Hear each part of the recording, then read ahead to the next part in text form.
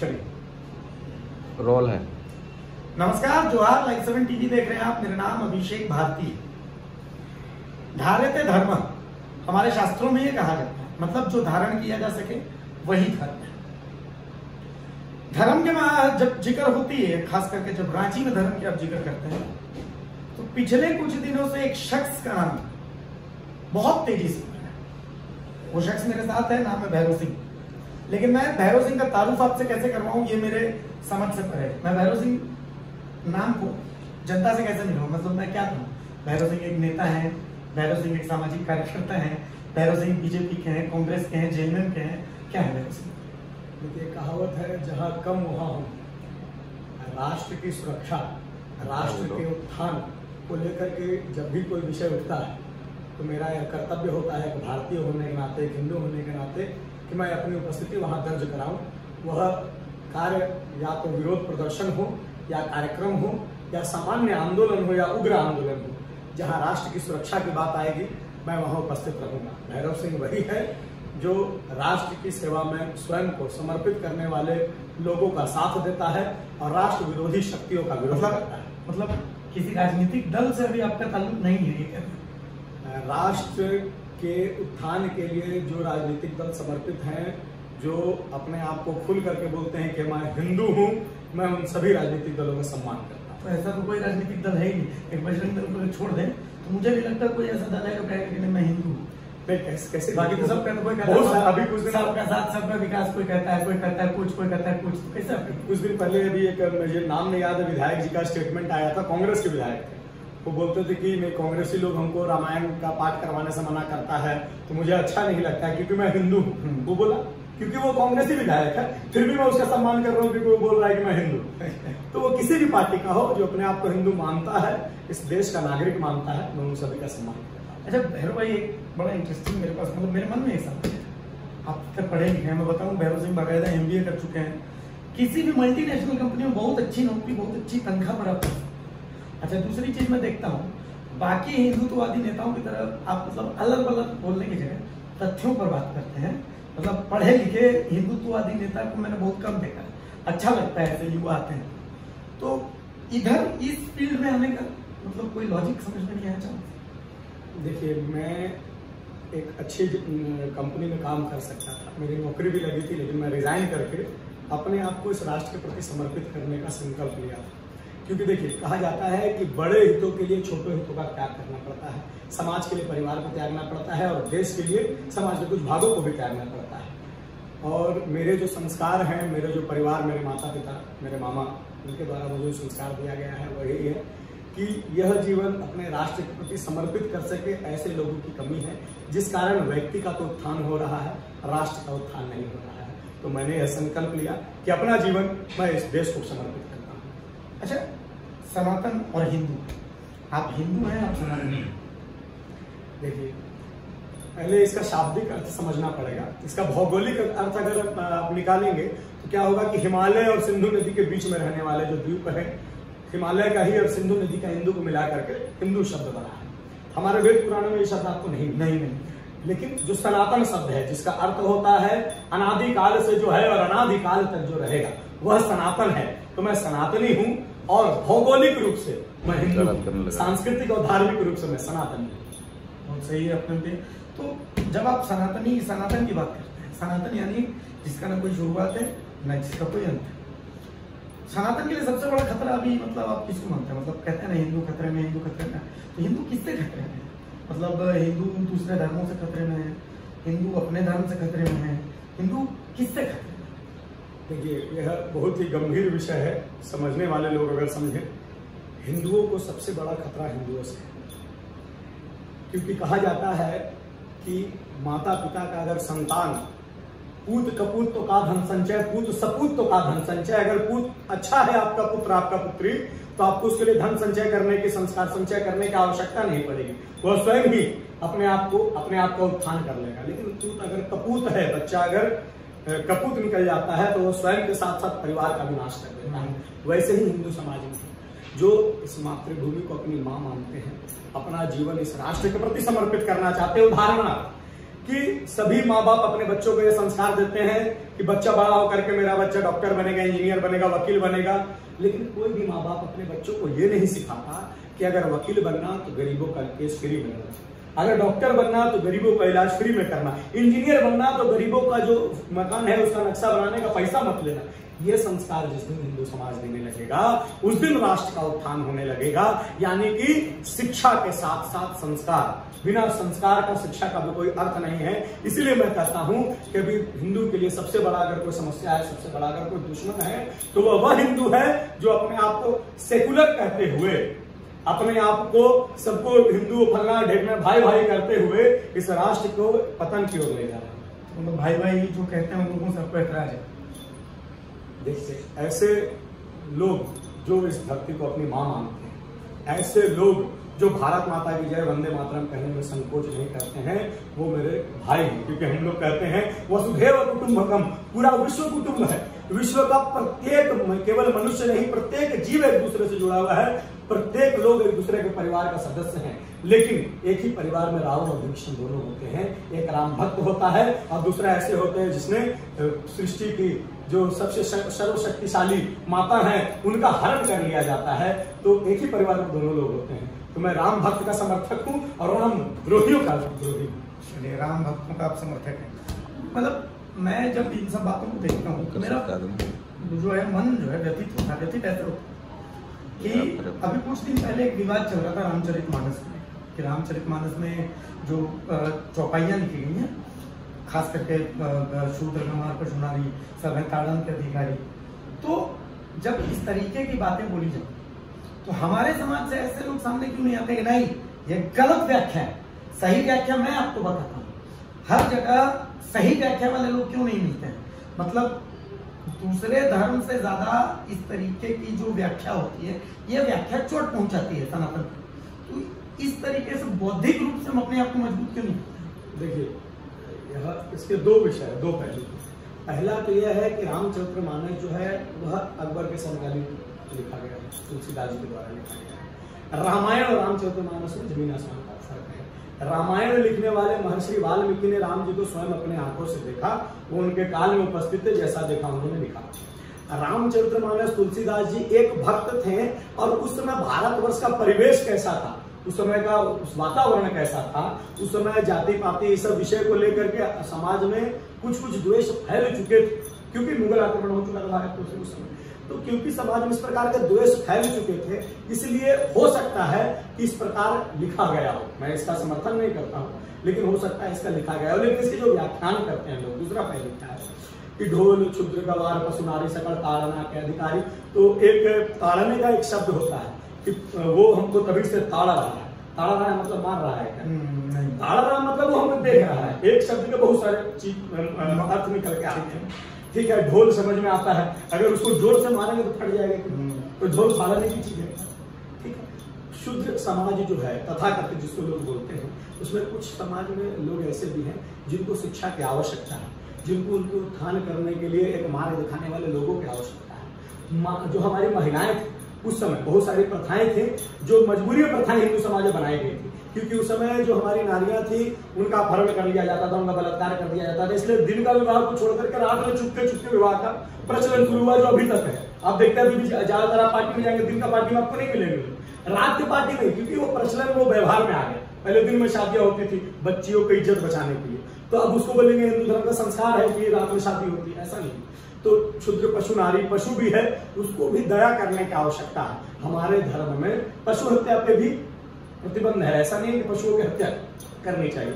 बलि प्रथा एक अपवाद है, उस पर कभी और चर्चा करेंगे। लेकिन सभी को समान दृष्टि से देखना, सभी जीवों में जो धर्म, सभी जीवों में ईश्वर का वास देखता है, केवल मनुष्य नहीं बल्कि पशु पक्षी कीड़े मकोड़े चींटी, ऊपर उड़ती हुई पक्षियां और पर्वत वृक्ष, कण कण में शंकर का जो ध्यान करता है, जो देखता है, ऐसा विकराल स्वरूप वाले, ऐसा विराट विचारधारा वाले हिंदुओं से आप ऐसी अपेक्षा कर सकते हैं क्या कि वो इस प्रकार का लेख लिखेंगे? लेकिन रामायण को जब आप पढ़ते हैं तो उसमें भी केवट का जिक्र आता है, जो माता शबरी का जिक्र आता है, अगर ध्यान से देखेंगे तो उनकी भी जाति का जिक्र उसमें आता है। तो इसका मतलब जाति प्रथा उसमें थी। देखिए, मैं ऐसा मानता हूँ, जो भारत की प्राचीन विधि व्यवस्था थी, जाति आधारित जो होते हैं लोग होते हैं, लेकिन जातियों का आधार कैसे निर्णय लिया जाता है मैं आपको बताता हूँ। मान लीजिए आपके हिसाब से, मान लीजिए मोची है जो जूता सीता है, वह शूद्र है आपके हिसाब से, लेकिन अगर उनका बेटा जो है सेना में भर्ती हो जाता है और देश की सुरक्षा के लिए बॉर्डर में खड़ा होकर के दुश्मनों को भी मारता है, तो कर्म से वह क्षत्रिय हो गया। और अगर कोई तथाकथित जाति में कोई वर्ग में आप जन्मता है और वह कोई मंदिर में जाकर के पूजा करने लगता है, तो आप मंदिर में जाते हैं, भगवान के चरण स्पर्श करने के बाद साधु के चरण स्पर्श करने से पहले पूछते हैं क्या कि आप कौन से जाति के थे, वो कर्म से ब्राह्मण हो जाता है। तो कर्म रूपी जाति व्यवस्था थी जिसको लोग जन्म रूपी जाति व्यवस्था में परिवर्तित कर दिया। अब जैसे केवट थे, उनके पिता नाव चलाते थे, वो भी चलाने लगे, हो सकता है उनका जो आने वाला पीढ़ी है अभी कहीं IAS IPS बन के बैठा हुआ, तो कोई ब्राह्मण भी जाएगा मंदिर में पुजारी, तो उनको सल्यूट करेगा। तो कर्म आधारित जाति व्यवस्था। दूसरा विषय ऐसे देखिए कि मल्लाह राजपूत भगवान श्री रामचंद्र जी के मित्र, जो भगवान श्री रामचंद्र जी के साथ में उनके स्कूल में पढ़े।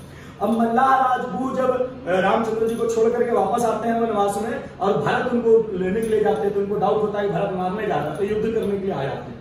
लेकिन भरत को जब पता चलता है कि ये मेरे भाई के मित्र हैं, तो वो भरत उनके प्रचरण छू लेते। क्षत्रिय प्रतापी राजा भरत, जिनको कहा जाता था कि राम से भी ज्यादा शूरवीर थे, वो मल्लाह राजपूत के चरण छूते हैं, जो तथाकथित आपके हिसाब से निम्न जाति है। तो आप देखिए कि यह जाति व्यवस्था कहाँ हुई। अब इसमें फिर आइए आप महाशबरी माता, ठीक है, शबरी माता जी, महातपस्वी शबरी माता जी थी, वो भी जो है भिन्न जाति की थी। आपको उल्लेख मिलेगा इसका। भगवान श्री रामचंद्र जाके इसको जूठे बैर खाते हैं, उनके चरण छू करके प्रणाम करते हैं। वो राम जी उनको अपनी पत्नी के बारे में बताते हैं कि आपकी बहू का हरण हो गया है, उनको खोजने निकल रहे हैं, यानी उनको मां की संज्ञा दी। तो जातिवाद कहाँ दिखा आपको रामायण में? भारतवर्ष में जातिवाद जो है कर्म आधारित था, न कि जन्म आधारित। बड़ा इंटरेस्टिंग। अब चलिए झारखंड के मुद्दों पे, लव जिहाद के मुद्दों को लेकर के भैरव सिंह थोड़ा अटैकिंग है। मतलब मैंने देखा बहुत इंटरव्यू आपने दिए भी, उसमें भी इससे रिलेटेड आपसे सवाल पूछे। मेरा सवाल ये है कि मतलब लव जिहाद को लेकर के, मतलब एक लड़का और एक लड़की दोनों अलग अलग धर्म के, तो क्या उनको इजाजत नहीं है कि एक दूसरे से प्रेम कर सकें? ये भी लव जिहाद में आता है, या फिर वही धर्म छुपा करके एक धर्म करके आप प्रेम संबंध बनाया जाता है, वो सिर्फ लव जिहाद। देखिए, जो अपने आइडेंटिटी को छिपाते हैं, मेरा नाम जो है वो अब्दुल था और मैंने अपना नाम अभिषेक बताया, मैं इसका विरोधी हूँ, क्योंकि ये एक षड्यंत्र के तहत जो है आपको अपने ऊपर आकर्षित करता है। बाद में महिलाओं के पास, हिंदू महिलाओं के पास कोई ऑप्शन नहीं रह जाता है, क्योंकि वो घर भी छोड़ चुकी होती है। विवाह के बाद उनको पता चलता है कि ये तो भैया हिंदू नहीं है, तो ये लव जिहाद होता है। दूसरा एक और है कि आप अपना आइडेंटिटी नहीं छिपाएं, लेकिन आप उनको आकर्षित करने के लिए हिंदू युवतियों को आप अपने धर्म के बारे में बहुत अच्छी अच्छी बातें बताएं और हमारे धर्म के बारे में बुराई करते रहे, क्योंकि हमारी बहन को अपने धर्म के बारे में जानकारी नहीं थी, इसलिए वो उनसे फंस गए उनके प्रेम के चक्कर में कि भैया ये तो ठीक बोल रहा है, हिंदू धर्म में कुछ नहीं है, गलत बात है। और इस्लाम धर्म में देखिए सब चीज का छूट है, बहुत अच्छा चीज होता है, बुरी बुरी बातें नहीं बताएंगे। पर्दा प्रथा है, बुर्का प्रथा है, और जो है 4 विवाह का प्रचलन है, और जो है क्या बोलते हैं, इस्लाम के ऊपर अगर कोई आक्रमण करता है तो इस्लाम खतरे में आ जाता है। तो उनका कुरान कहता है कि मैं सारे चीजों को त्याग करके केवल और केवल अपने इस्लाम के रक्षा के लिए अपने आप को समर्पित करने के लिए क्या कर दूं, इसमें कोई रेखा नहीं है, किसी भी मर्यादा को तोड़ सकते हैं। ये सब बातें वो लोग नहीं बताते हमारे लिए। तो दोनों तरीके गलत है, एक तो अपना आइडेंटिटी छुपा करके भी, और दूसरा अपना धर्म का बड़ाई मार के और हमारे धर्मों का बुराई करके उसको अपने प्रति आकर्षित कर। कुरान पाक पढ़ी है? देखिए, कुरान पाक का हिंदी वर्जन मैंने पढ़ा है, ठीक है, तो उसमें क्या है कि उसका जो उर्दू वर्जन, अरबिक वर्जन है, हाँ अरबिक वर्जन है और हिंदू वर्जन है, हिंदी वर्जन है, उसमें बहुत सारे डिफरेंस है। मेरे बहुत सारे मेरे मुस्लिम दोस्त भी हैं, ऐसे नहीं है, जो राष्ट्रवादी विचारधारा के हैं, जो अब्दुल कलाम जी को अपना आदर्श मानते हैं, मैं स्वयं उनको जो है उनका बहुत सम्मान करता हूँ। तो ऐसे विषयों को लेकर मैंने थोड़ा बहुत उसी के आधार पर पूरे तरीके से आप भी नहीं मानेंगे कि नहीं, ऐसा नहीं। देखिए, पढ़ने का मूल अर्थ क्या होता है? पढ़ने और समझने में अंतर होता है। गीता लोग पढ़ लेते हैं, अब गीता पढ़ लेते हैं तो उसमें एक श्लोक आता है अहिंसा परमो धर्म, सभी को यही बोलते हैं। अहिंसा परमो धर्म, इसका अर्थ क्या है? अहिंसा सबसे बड़ा धर्म है, श्लोक आधा रहता है, उसके आगे भी सुन। अहिंसा परमो धर्म, धर्म हिंसा तथा वचन, यानी कि अहिंसा सबसे बड़ा धर्म है, लेकिन धर्म की स्थापना के लिए हिंसा करना उससे भी बड़ा धर्म है। तो पढ़ना और समझना दो अलग अलग विषय, तो मैं समझने पे विश्वास करता हूँ पढ़ने के साथ साथ। गीता आपने पढ़ी है? गीता पढ़ी? जी। गीता का पहला श्लोक याद है? देखिए, भगवद गीता का पहला श्लोक है, धर्म क्षेत्रे कुरुक्षेत्रे संवेतायुतस्तथा पांडव मामकः पांडवश्चैव किं कुर्वन्तु संजय, यह गीता का पहला श्लोक। ठीक है, देखिए ये आपने पढ़ा है तो आपको पता है, गीता आपने उसी स्वरूप में पढ़ा है जिस स्वरूप में वो है। संस्कृत में पढ़ा, उसके नीचे उसका अनुवाद, लेकिन कुरान पाक के साथ क्या दिक्कत है, वो अरबी में है, अरबी में आप पढ़ नहीं पाएंगे, और हिंदी में उसका जो ट्रांसलेशन है वो हर किसी का अपने तरीके से, वो ओरिजिनल जो उसका फॉर्म है उस फॉर्म में वो पढ़ी नहीं जाती। जैसे आपने कहा अहिंसा परमो धर्म, ये आधी पढ़ी, आपने जो उदाहरण दिया कुरान पाक के उस आयत का, उस आयत को आधा में कि भाई दूसरे धर्म वाले जहाँ पर मिले उनको मार दो, काट दो, ये सिर्फ आधा है, उसको पूरा जब आप देखिए व्यवहार आप देखिए, समझिए बात को। जो भगवद गीता पढ़ते हैं, जो रामायण पढ़ते हैं, वो समाज के सामने संस्कार क्या देते हैं। मैं फिर से बोल रहा हूँ, मैं किसी धर्म का विरोधी नहीं हूँ, मैं ये मानता हूं कि सभी में ईश्वर है। मैं तो ये भी मानता हूं कि अल्लाह ताला में भी ईश्वर का वास है। मैं भी मानता हूं कि उनके जो पहले पैगंबर थे सल्लल्लाहु अलैहि वसल्लम मोहम्मद पैगंबर साहब, उनमें भी ईश्वर है। मैं जीसस क्राइस्ट जो है, ईसा मसीह जो है, वो अपने आप को ईश्वर का पुत्र मानते हैं, मैं तो उनको ही मानता हूं कि ठीक है आप में भी ईश्वर है। इतना बड़ा कॉन्सेप्ट हमारा धर्म, ठीक है। तो आप ये देखिए, जी, तो आप ये देखिए कि जो सब में ईश्वर का वास ऐसा कॉन्सेप्ट देता है, कंकर कंकर में शंकर का कॉन्सेप्ट देता है, वसुधैव कुटुंबकम का कॉन्सेप्ट देता है, एकम सत्या बहुधा विप्रा वदंती का कॉन्सेप्ट देता है कि सब सत्य एक है, जिसको सब अपने अपने तरीके से बोल रहे हैं। पूरे विश्व के कल्याण का जो है नारा लगाता है, धर्म की जय हो, अधर्म का नाश हो, प्राणियों में सत्य भावना हो, विश्व का कल्याण हो, भारत अखंड हो, ऐसी जो परिकल्पना देने वाला धर्म है हमारा धर्म के। आप एक बोल दीजिए कि अटल बिहारी वाजपेयी जी की कविता मुझे याद आ रही है कि गोपाल राम के नामों पर कब मैंने अत्याचार किए, कब दुनिया को हिंदू करने घर घर में नरसंहार किए, कोई बतलाए काबुल जाकर हमने कितने मस्जिद तोड़े, भूभाग नहीं शत शत मानव के हृदय जीतने का निश्चय, हिंदू तन मन हिंदू जीवन रग रग हिंदू मेरा परिचय, ये मेरा धर्म सिखाए। तो मैं अपने धर्म को महान क्यों नहीं कहूँ भाई, उनका धर्म जो सिखाता है वो सामने देखने को मिलता है। अभी क्या, अब मैं आपसे पूछ रहा हूँ, ये खुले डिबेट टीवी में चलते रहते हैं, ठीक है, आप एक घटना बताइए पूरे भारत, उसमें एक सिंगल घटना जब उनके धर्म के द्वारा उनका तजिया निकाला जाता हो, या ईसाई धर्म के द्वारा ईसा मसीह का क्रॉस लेकर के हजारों लोग रोड में चलते हो और हिंदुओं की तरफ से पत्थरबाजी की गई, एक घटना। और मैं आपको 1000 घटना ऐसा उदाहरण दे सकता हूं रांची में, प्रत्येक साल में 10 घटनाएं रांची में केवल घटती हैं, झारखंड में केवल घटती हैं, पूरे भारत पूरे विश्व का तो आप छोड़ दीजिए कि ऐसा क्यों होता है कि जब रामनवमी का जुलूस निकलता है पत्थरबाजी हो जाती है, हमारे मंदिरों में पत्थरबाजी हो जाती है, हिंदुओं पे जो है मॉब लिंचिंग कर दिया जाता है, ऐसा घटना हिंदुओं के साथ क्यों होता है? तो मैं क्यों नहीं बोलूं कि हमारा धर्म बहुत अच्छा है। एक अकेली सवाल, फ्यूचर प्लान देखिए, जो भविष्य और भूत और वर्तमान जो है एक दूसरे से जुड़े हुए हैं। मैं वर्तमान में जीने वाला व्यक्ति हूँ। वर्तमान में मेरा जो कार्य है वह इस हिंदू समाज को संगठित करना है।